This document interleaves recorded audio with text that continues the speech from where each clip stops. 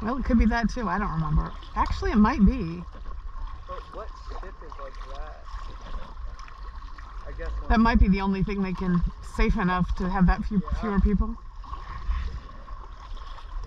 That just wouldn't be fun. Like, I feel like if I'm going on a cruise, I want it to be beachy. I want it to be like falling out, like buffets.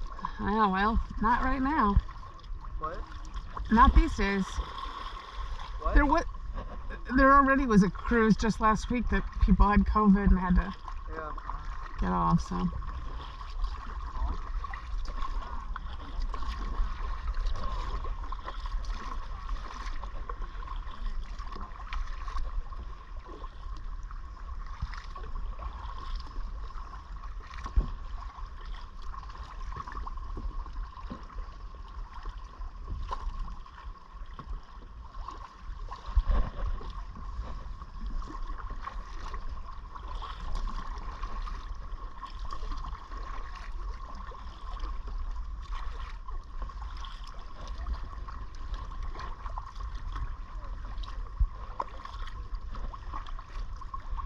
This is fun.